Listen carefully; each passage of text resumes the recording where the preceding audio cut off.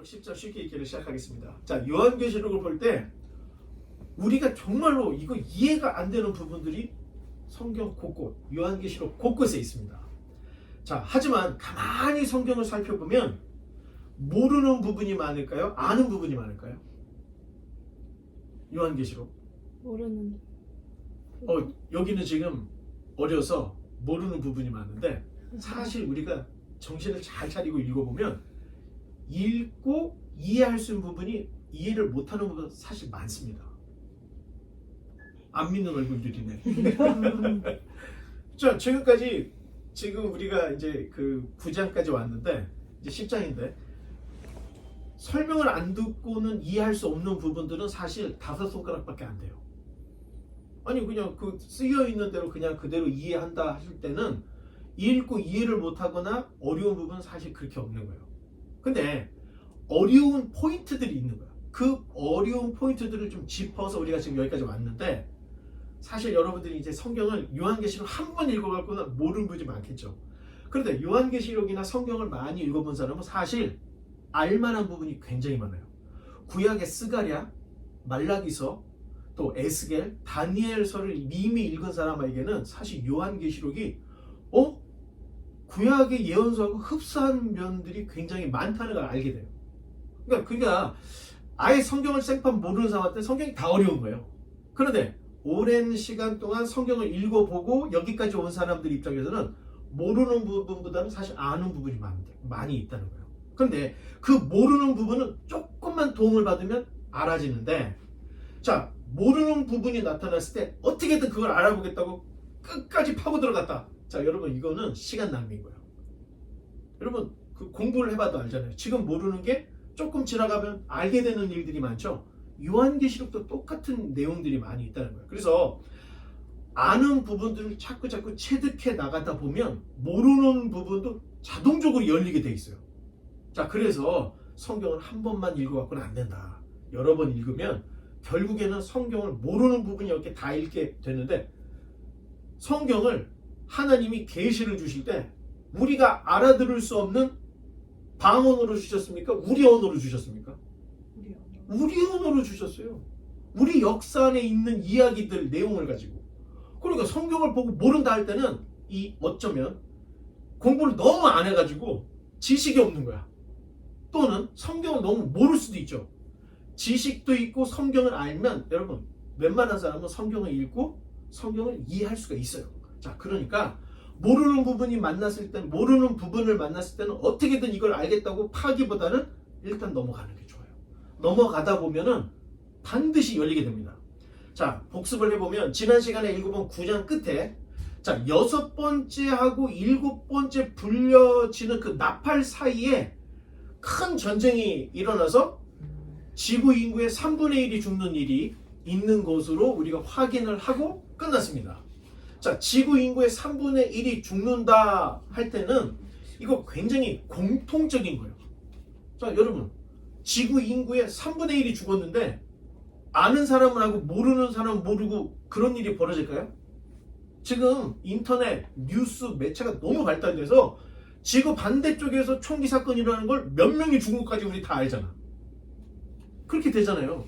지금 우크라이나에서 전쟁이 일어나는 거 사실 우크라이나 사람들보다 그 전쟁에 관심이 있는 사람이 인터넷에 올리는 걸 보고 지도를 만들어 가지고 지금 전황이 어떻게 되고 있는지 설명할 사람들이 있어요. 자, 그런 거 보면 지구 인구의 3분의 1이 죽는 엄청난 큰 일이 벌어지면 모든 사람이 안다는 거예요. 자, 이런 이야기. 자, 그렇다면 휴거 전까지 세계사적인 징조가 3개가 나옵니다. 자, 첫 번째, 넷째 인봉이 떼어질 때 전쟁, 기근, 전염병으로 세계 인구의 4분의 1이 죽는 일이 벌어진다는 거야. 이런 일이 생기면 누구나 다 알게 된다는 거야. 두 번째, 6째 인봉이 떨어질 때 별들이 떨어지는, 이때 몇 명이 죽었는지는 잘 모르지만 하여튼 별들이 떨어지는, 소행성이 떨어지고 지구가 막 난리가 나는 일들이 벌어져요. 이거를 모르는 사람이 없겠죠. 다 아는 일이에요. 세 번째, 6번째 나팔이 불어졌을 때 전쟁으로 인해서 3분의 1이 죽어.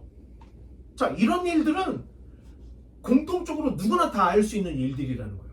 그러니까 예수님은 도적처럼 멀리 오시는 게 아니에요. 징조를 보여주고 내가 올 때 이런 일이 있을 거다. 얘기해준 그대로 모든 사람이 알 수 있도록 예수님이 이렇게 말씀을 하셨다는 거예요. 자, 이제 오늘 읽을 요한계시록 10장은 6번째 그리고 7번째 나팔 사이에 있는 막간이에요. 막간. 자, 막간이라는 게 뭐냐? 막과 막 사이에 그 양간에 있는 그 쉴터? 뭐 이렇게 생각하면 될 것 같아요. 막간인 거예요. 자, 유독 그런데 이 7번째 나팔이 불려지기 전후로 막간 삽입이 되게 많이 들어가 있어요. 자, 인봉 또는 뭐 다른 것보다는 7번째 나팔이 불려지기 직전부터 막간이 막 일어나고 예고를 엄청나게 많이 하는 걸 볼 수가 있는 거예요. 자, 여기 막간 이야기들이 왜 그러면 이렇게 막한 삽입들이 많이 들어있느냐? 무엇인가 우리로 하여금 기대를 하고 있는 거예요. 큰일이 벌어질 기대를 갖게 하고, 두 번째, 긴장을 고조시키는 거예요. 이 막간 삽입이. 불려진다고 했는데, 마지막 7번째 나팔이 불려진다고 했는데 왜 안 불려지지? 그러면서 자꾸 다른 장면들을 보니까 긴장감과 기대감 계속 높여나가는 거예요. 자, 7 재앙 중에서 가장 절정이 지금 이제 7번째 나팔이 불려질 때인 거예요. 그래서 모든 라운드걸들이 다 나오고 이때 막간 삽입들이 나와서 무엇인가 큰 일이 벌어질 거라는 것을 계속 예고를 하는 모습으로 지금 우리에게 전해진다는 겁니다. 자, 여러분들 여기까지 알고 10장을 읽으면 요한계시록 10장은 어려운 게 하나도 없습니다. 자, 이제 요한계시록 10장 1절로 3절을 한번 읽어주시기 바랍니다.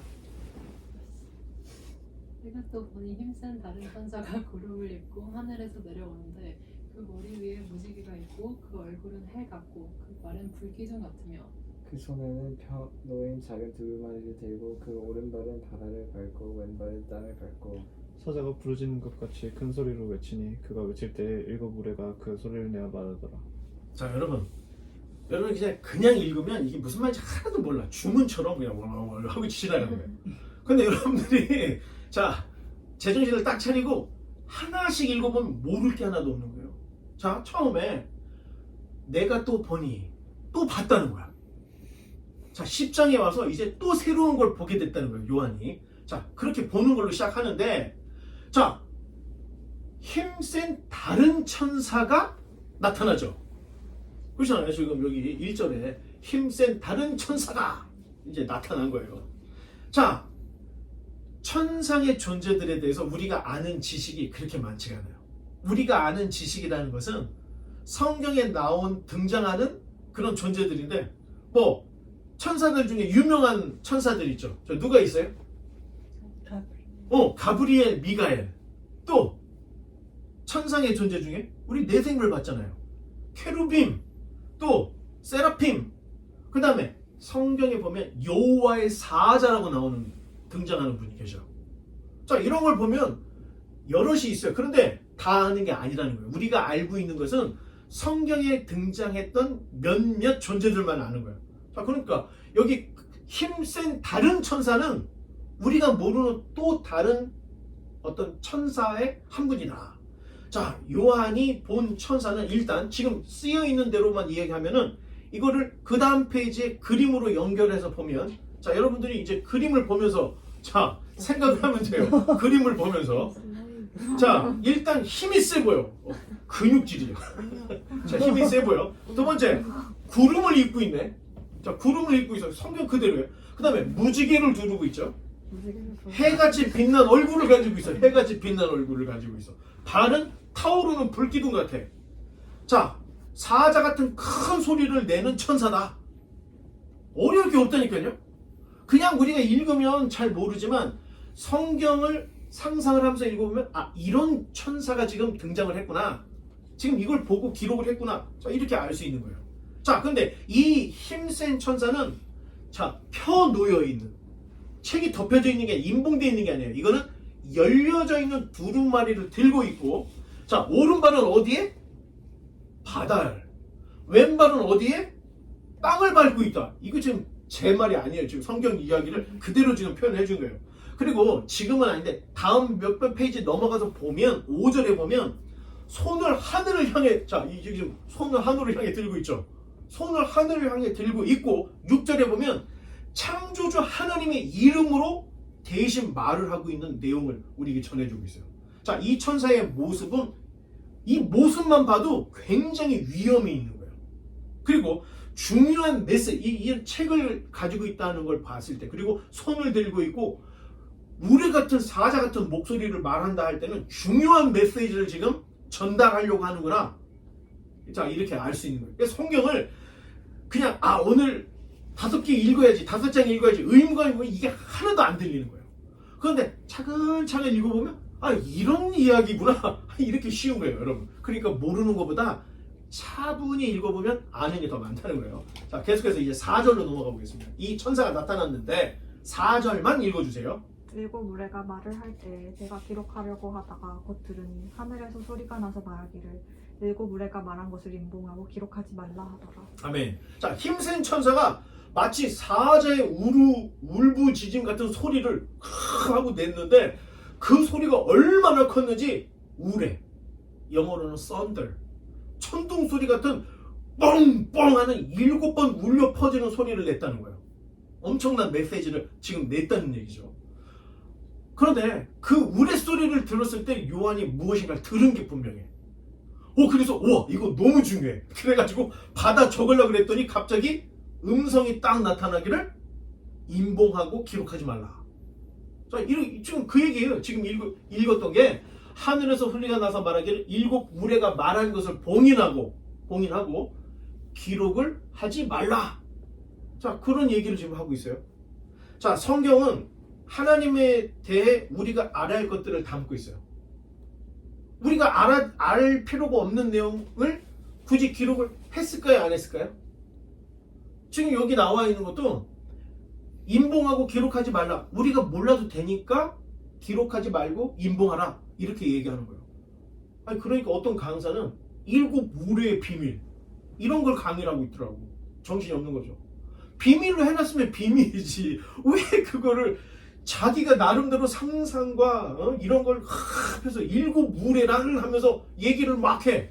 성경에는 비밀로 말을 안 하고 있는데 인봉을 하는데 자기가 말을 하면은 거의 100% 거짓말이라는 얘기예요. 이런 것들 구분만 하면 이단들 다 색출해낼 수 있다는 거예요.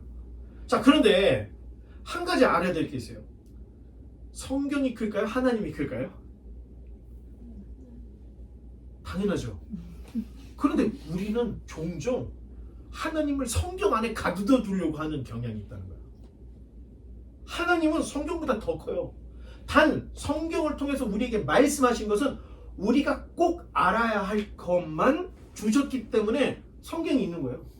그렇지 않으면 하나님이 더 많이 썼겠죠? 그러면 읽지도 못해. 평생 읽지도 못해. 그런데 우리 평생에 읽고 들어서 이해할 것, 하나님을 알 수 있는 부족함이 없는 진리를 성경에 딱 담아서 66권으로 정경을 우리에게 딱 주신 거예요.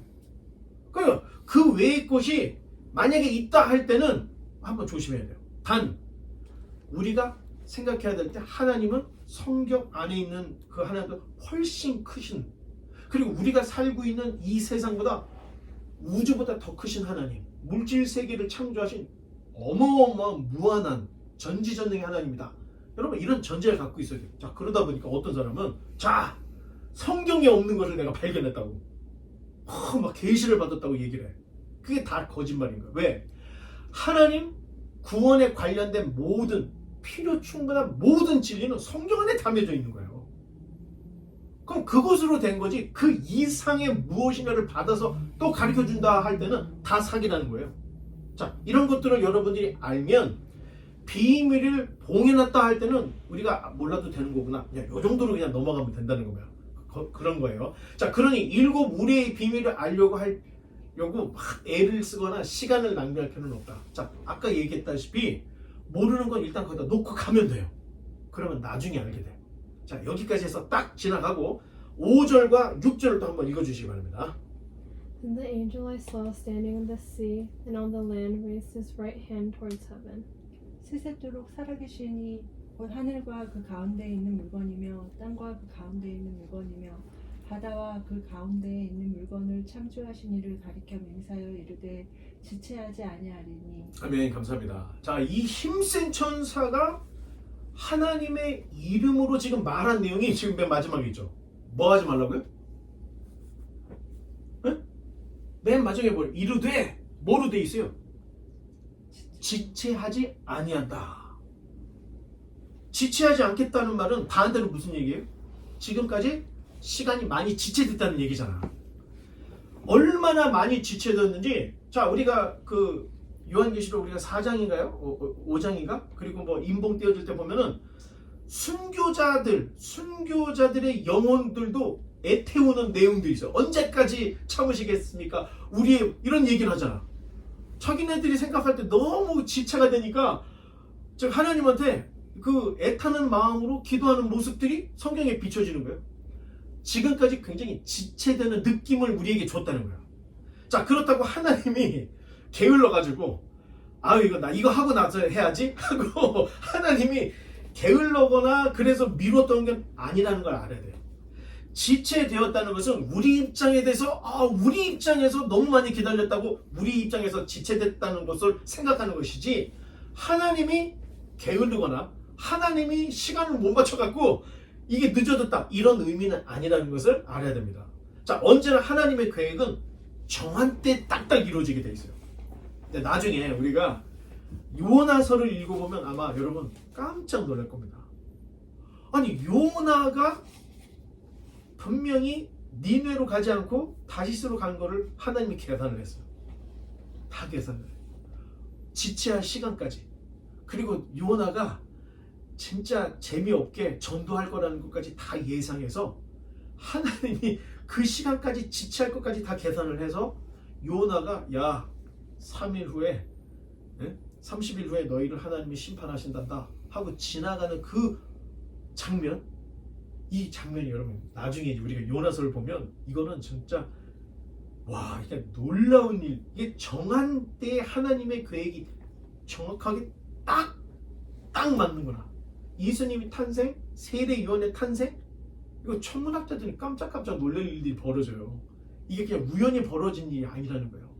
우리가 볼 때는 이게 우리의 그 학문과 우리의 지식의 수준이 낮아가지고 예수님이 올 때 오셨나 보다, 세례 요한도 올 때 왔나 보다 생각을 하지만 절대 그렇지 않다는 거예요.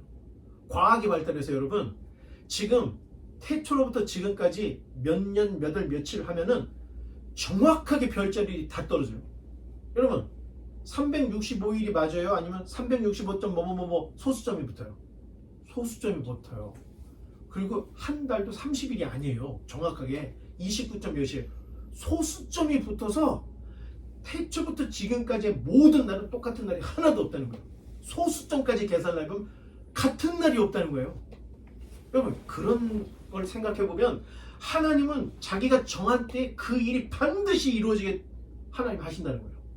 어떻게 생각하면 여러분들이 지금 우리 이 거실에 앉아서 예배 드리는 거, 여러분 이거 그냥 쉬운 게 아닙니다. 이건 하나님의 어떤 정한 때에 이루어진 특별한 일이다. 여러분 운명론자들은 새가 한 마리가 떨어졌어. 그러면 운명이 다 했구만 이 정도밖에 생각을 못하지만, 기독교인들은 참새 한 마리가 땅에 떨어지는 것도 하나님의 허락을 하지 않으면 떨어질 수가 없다는 거예요. 모든 게 다 하나님 손에 있는 거고 하나님의 그 계획하에 지금 모든 게 딱딱 맞아 떨어지고 있다. 여러분 이런 신앙을 갖고 있어야 돼요. 겨우 예수님 믿어갖고 지옥 안 가고 천국 가려고 하는 그 정도 가는 이게 미신지 이건 신앙이 아니에요. 여러분들이 공부하는 그 모든 것에 양자역학이나 천문이나 의학이나 이 깊이 들어가면 들어갈수록 이거는 신이 없으면 있을 수 없는 그런 너무나도 이치들이, 세상 이치들이 있다는 거예요. 여러분 그러면 여러분 공부 재밌어집니다. 자, 예정하신 것은 반드시 이루어지고 그때 이루어진다. 그러니 하나님이 게을러서 지체되는 게 아니라는 거예요. 자, 마지막 7 나팔 하나가 딱 남아있죠 지금. 그러면 마지막 나팔을 예고하는 이 막간 사입에서 얘기를 하고 있는 마지막 7번째 나팔에 대해서 이제 먼저 한번 알고 가야 돼. 왜 이렇게 막한 삽입을 막 넣어서 긴장을 고조시키는지. 자, 7절을 한번 다음 페이지. 자, 7절을 한번 더 읽어주시기 바랍니다. 7시에 쳤어. 천사가 소리내는 날 그의 나팔을 불려고 할 때 하나님이 그의 종 선지자들에게 전하신 복음과 같이 하나님의 그 비밀이 이루어지리라 하더라. 아멘. 감사합니다. 자, 힘 있는 천사의 말에 의하면 마지막 7번째 천사가 나팔을 불려고 할 때, 여러분 나팔을 부른 거예요, 안 부른 거예요? 그러면 안 부른 거예요. 나팔을 딱 불려고 할 때 징조가 일어난다는 거예요. 지금 나팔을 뿡 하고 불고 나서 일어나는 게 아니고 나팔을 잡고 나팔을 불려고 할 때, 자, 여기 중요한 거야. 7째 나팔이 불려지려고 할 때, 아직 나팔이 불려지지 않은 그때에 하나님께서 정하신 비밀이 먼저 이루어질 것을 7절에서 이야기하고 있는 거예요. 비밀이 이루어진대. 자, 7째 나팔이 불려지려고 할 때 비밀인데, 그때 그 비밀이 무엇이냐? 여러분, 이게 다음 페이지, 사도 바울이 쓴 고린도 전서 15장을 보면 마지막 나팔과 비밀에 대한 이야기를 사도 바울이 다 하고 있어요. 자, 우리 이거 이제 잠도 깰 겸 같이 한번 읽어보겠습니다. 시작. 보라, 내가 너희에게 비밀을 말하노니 우리가 다 잠잘 것이 아니요 마지막 나팔에 순식간에 호련이 다 변하리니 나팔 소리가 나매 죽은 자들이 썩지 아니할 것으로 다시 살아나고 우리도 변화되리라. 이게 사도 바울이 비밀이라고 얘기했던 성경이 지금 이야기하고 있는 비밀이에요.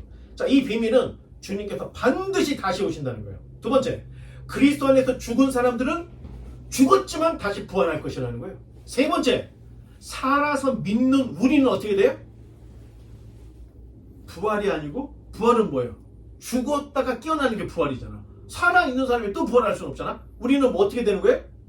변화된다는 거예요. 오늘 찬양에 변화되리라, 변화가 된다는 거예요. 살아서 부활한 사람들과 동등해지는 변화가 있을 것이라는 거예요. 자, 이미 예수님 잘 믿는 저와 여러분들한테는 이 이야기가 비밀이 아니에요. 그렇죠? 그런데 교회를 우리가 이제 쉽게 얘기하면 설렁설렁 다니는 사람, 교회를 성가대 하러 다니고, 교회를 봉사하러 다니고, 교회를 친구 만나러 다니고, 교회를 자신의 취미생활의 하나로 생각하는 정도 사람은 비밀이에요. 그 사람들한테. 그런데 신실하게 하나님의 말씀을 정확하게 알고 있는 사람들에게는 이것은 비밀이 아닌 겁니다. 데살로니가 전서, 그 다음 페이지. 똑같은 얘기가 또 있는데 데살로니가 전서를 쓰고 후에 고린도 전서 후서를 썼죠. 그렇게 생각하면 초기의 데살로니가 전서에서는 바울이 뭐라고 썼을까? 자, 잠도 깰 겸 15절로 17절을 한번 또 읽어보겠습니다. 시작. 우리가 주의 말씀으로 너희에게 이것을 말하노니 주께서 강림하실 때까지 우리 살아남아 있는 자도 자는 자보다 결코 앞서지 못하리라. 주께서 호령과 천사장의 소리와 하나님의 나팔 소리로 친히 하늘로부터 강림하시리니 그리스도 안에서 죽은 자들이 먼저 일어나고 그 후에 우리 살아남은 자들도 그들과 함께 구름 속으로 끌어올려 공중에서 주를 영접하게 하시리니 그리하여 우리가 항상 주와 함께 있으리라. 이 사도 바울이 데살로니가 전서에서 이런 얘기를 쓰고 있는 거예요. 비밀의 핵심은 마지막 나팔이 울려 퍼질 때 먼저 죽은 자들이 썩지 않을 것으로 부활을 할 거고 살아있는 우리들도 똑같이 변화한다. 그래서 공중에서 주님을 영접하게, 오시는 주님을 영접하게 될 것이다. 그래서 항상 우리는 주와 함께 있을 것이다. 이런 얘기를 사도 바울이 하고 있었던 거예요. 얘기했죠. 요한계시록은 창세기하고도 부합이 돼야 돼. 선지서하고도 부합이 돼야 돼. 복음서하고도 물론 부합이 돼야 되고 사도 바울이 쓴 서신과도 부합이 되는데 지금 읽었던 내용들을 봤을 때 사도 바울의 종말론과 요한의 요한계시록의 종말론이 지금 맞아 떨어지고 있는 거예요. 딱 맞아 떨어지고 있죠. 하나님께서 그 종 선지자들에게 전하신 복음이 바로 부활의 예고였다는 거예요. 그때 모든 복음이 완성이 되는 거야. 여러분, 우리가 이 땅에서 예수님 믿어서 복음이 완성되는 게 아니에요. 마지막까지 신앙을 지켜서 부활을 하든 변화가 되든 거기가 돼야 신앙의 완성이 되는 거예요. 자, 그 얘기를 하고 있다는 거예요. 그날의 휴거가 있은 후에 온 세상 사람들이 뒤늦게 아이고 기독교인들이 말했던 휴거가 바로 이거였구나. 그분들에게는 비밀이었던 거예요. 하지만 우리에게는 이미 알고 있는 우리에게는 비밀이 될 수가 없죠. 자, 이제 요한이 직접 해야 할 사명이 한 번 더 부여가 되는데 자, 좀 길어요. 8절로 10절을 계속해서 읽어주시기 바랍니다. 하늘에서 나서 내게 들리던 음성이 또 내게 말하여 이르되 내가 가서 바다와 땅을 밟고 서 있는 천사의 손에 편 외인 두루마리를 가지라 하기로 내가 천사에게 나아가 작은 두루마리를 달라 한즉 천사가 이르되 갖다 먹어버리라. 내 배에는 쓰나 내 입에는 꿀같이 달리라 하거늘. 내가 천사의 손에서 작은 두루마리를 갖다 먹어버리니 내 입에는 꿀같이 다나 먹은 후에 내 배에서는 쓰게 되리라. 아멘. 여러분 어려워요? 이해가 돼요? 그냥 이해가 되는 내용인 거예요. 예? 그 음성이 천사가 들고 있는 그 지금 작은 펼쳐져 있는 책, 너 그거 갖고 와. 그랬더니 요한이 가서 주세요. 그랬더니 어떻게 해? 그 힘센 천사가 먹어버려. 줬어. 그래서 받아서 먹었대요. 그랬더니 천사가 말했던 대로 입에는 되게 달아. 근데 뱃속에 들어가서 배가 아파. 써. 그 얘기 뭐 어렵지가 않은 거야. 이거 뭘 어려운 척 하지 말고. 자, 이게 어렵진 않습니다. 자, 요한계시록 10장까지 오는데 두 권의 책이 나와요. 자, 첫 번째 어떤 책이 나왔죠? 보좌에 앉으신 이의 오른쪽에 7 인봉이 된 책이 나왔죠. 그 책이 무슨 책이었죠? 그 책? 심판과 재앙이 적혀있는 책이었다. 그래서 이 책은 오직 어린 양 유다지파의 사자 어린 양 예수님 밖에 책을 받을 수가 없잖아. 그래서 예수님이 그 책을 받았죠. 그래서 예수님이 그 책을 열려고 인봉을 하나씩 똑딱 딸 때마다 어떻게 되세요? 재앙이 임했잖아요. 그 안에 재앙이 있다는 것을 우리에게 보여주고 있다는 거예요. 그리고 지금 나온 두 번째 책은 그때 그 책하고 다른 책인 거예요. 이거는 더 작아. 그리고 펼쳐져 있어. 이 안에는 회복에 대한 이야기가 담겨져 있는 거예요. 회복에 대한. 자, 지금은 정확하게 이 책 내용이 무엇인가 몰라요. 우리가 안 읽어봤고 우리가 먹어보지도 않았으니까. 그런데 계속 읽어보다 보면 이 책 내용이 회복을 얘기하고 있구나 하는 걸 이제 알게 되는데 요한에게 그 작은 두루마리 책을 가지라는 음성이 들려서 요한이 지금 본문에 보면 그 책을 가져서 먹어버리죠. 그랬더니 입에는 꿀같이 달고 배에는 쓰게 됐어. 그 뜻이 뭐냐? 복된 소식을 들을 때는 구원의 감격이 있어서 다른 거야. 그런데 이 복음을 받고 난 이후에 복음과 매치되는 삶, 그리스도인으로서 살아가는 삶이 쉽다는 거예요? 어렵다는 거예요? 어렵다는 겁니다. 특히 사도 요한이 썼던 이 요한계시록이 쓰여질 당시의 교회 사정이 어떤 상황이었죠? 네로 죽고 네로부터 시작된 도미티아누스 황제가 교회에 믿는 사람들 다 잡아 죽이는 그런 시대였잖아. 그러니까 예수님 믿고 그러니까 복음을 듣고 예수님을 믿었을 때 그 달콤함과 그 꿀 같은 느낌이 있는 거야. 그런데 그리스도인으로서 살아갈 때는 배가 쓴 것처럼 고통이 따르는 삶이 있다. 그걸 얘기해주고 있는 거예요. 자, 이 책에는 선지자들이 예언한 복된 소식들이 적혀 있는 거예요. 그래서 복음의 완성은 선지자들이 이야기했던 부활로 드러날 것이다.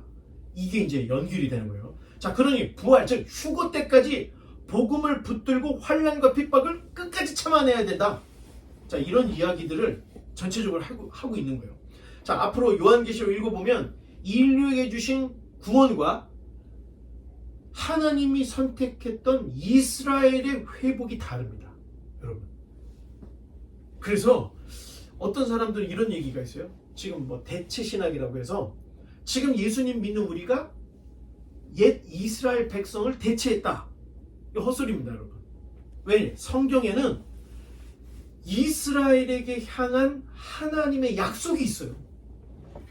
그런데 이스라엘 백성이 제정신을 못 차리니까 사도 바울도 이런 얘기를 하는데 차라리 이방인들에게 가서 이방인들이 하나님을 믿고 복받는 모습을 봐서 시기 나게 해서 시기 난 이스라엘 백성들이 다시 하나님께 돌아오게 하려고 하는 큰 그림에 대한 이야기를 사도 바울이 했는데 자, 여러분 이스라엘 백성에게 주신 언약과 약속이 따르고 인류에게 주신 언약과 약속이 차이가 있습니다. 여러분 지금은 몰라요. 그런데 계속해서 성경을 깊이 읽어가고 알아가고 보면 나중에, 그래서 여러분 입맞은 사람들을 구분했죠. 유대인들, 특히 이스라엘 백성 중에 몇 명이었죠? 14만 4천. 인을 맞은, 하나님의 인을 맞은 이스라엘 백성이 14만 4천이었다는 거야. 그런데 그 위에 눈을 들어봤더니 어떻게? 구름과 같은 허다한 각 족속 백성 방언 나라 수많은 인맞은 사람들이 있었던 걸 보여주죠. 그렇게 구분을 해 자꾸.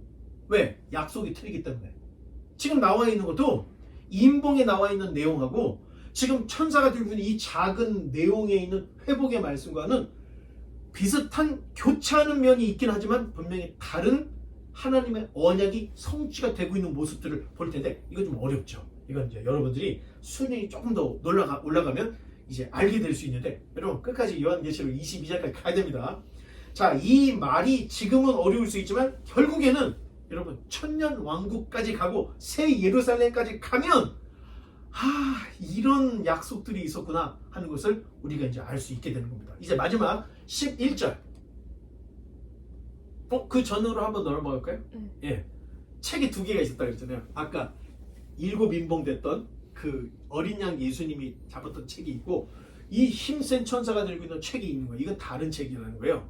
자, 그걸 그림으로 표현을 했었던 거가 있었네요. 자, 넘어가고 이제 11절 마지막인데 우리 다시 한번 읽어보겠습니다. 시작. 그가 내게 말하기를 네가 많은 백성과 나라와 방언과 임금에게 다시 예언하여야 하리라 하더라. 자, 이게 끝난 거예요. 자, 이제 요한에게 또 하나의 사명이 부여가 되는 거예요. 요한, 네가 많은 백성과 나라와 방언과 임금들에게 다시 예언하여 하리라. 자, 예언하면 항상 우리에게는 어떻게 들리죠? 예언하면 우리에게 항상 들리는 게 뭐예요? 미래를 점치는 걸로 생각하죠. 근데 얘기했죠. 성경에서의 예언이라는 게 하나님의 말씀, 하나님의 약속된 그 말씀을 전하는 것, 이것이 예언의 능력이다.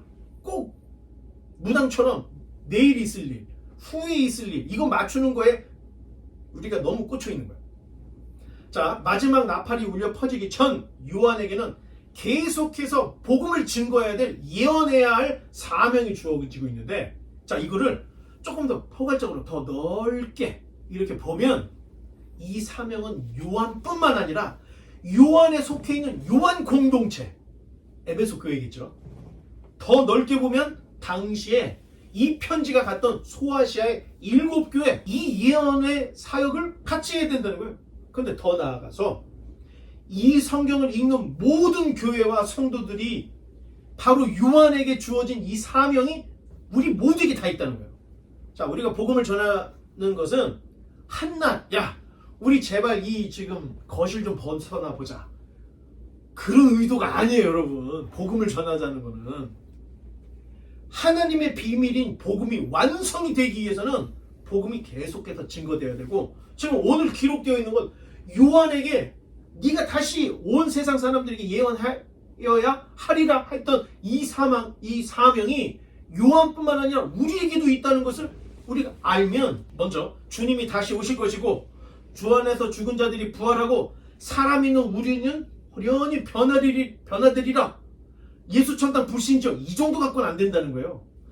예수님을 믿으면 장차 이런 일이 벌어질 겁니다 하는 것까지, 미래까지 제시해 줄 수 있는, 자, 이 정도까지 우리가 복음을 증거할 수 있는 능력을 가져야 된다는 거예요. 이게 바로 선지자적인 사명이고 사도적인 사명이라는 겁니다. 듣지 않으려고 하는 세상에 복음을 외치는 것, 이게 바로 사명인 겁니다. 자, 그러니 핍박을 받는다고 해서 여러분 숨어버리면 복음을 증거할 수 있겠습니까? 없겠습니까? 자, 핍박을 받을 때 숨어버리면 일단 핍박은 피할 수가 있는 거예요. 그런데 복음이 전해져야 안 전해져요? 안 전해지죠. 숨어버렸으니까. 그런데 초대교회 성도들은 숨기도 했지만 틈만 나면 때를 얻든지 못 얻든지 그 밖의 상황 속에서 복음을 전했다는 거예요. 때를 얻든지 못 얻든지 듣든지 안 듣든지 선지자적인 사명, 사도적 사명을 가지고 복음을 전했어요. 그래서 복음을 계속 전하니까 황제들이 어떻게 해요? 열을 받았지. 그래서 250년 동안 10차의 기독교 박해가 끊이지 않았던 거예요. 만약에 기독교인들이 싹 숨어버렸으면 박해할 필요가 없겠죠. 숨었으니까. 하지만 박해 상황에서도 계속 교회가 전파가 되고 기독교인들이 늘어. 그러니까 황제들이 계속해서 박해를 했던 겁니다. 여러분 이거 생각하면 장차 그때 같은 환란의 시대가 우리에게도 올 수가 있는 거예요. 성도들은 주님께서 반드시 재림할 것을 믿어야 됩니다. 그리고 이 믿음을 지켜나가야 돼요. 목숨을 걸고 복음을 지키는 것뿐만 아니라 이제 복음을 증거할 수가 있어야 돼요. 그 결과 그들이 그렇게 했기 때문에 저와 여러분들도 예수님을 지금 믿을 수가 있는 겁니다. 우리의 믿음의 선진들이 목숨을 아까워하지 않고 이 예언자적인 삶, 예언자적인 사명을 감당했기 때문에 그 많은 어려움을 겪고 2000년 동안 복음이 돌고 돌아서 저와 여러분에게까지도 들려지는 거예요. 그렇다면 우리도 입을 다물면 안 된다는 거예요. 요한은 예언을 멈추지 말아야 했고 그 예언을 들은 우리들도 똑같이 이 사명을 감당해야 된다.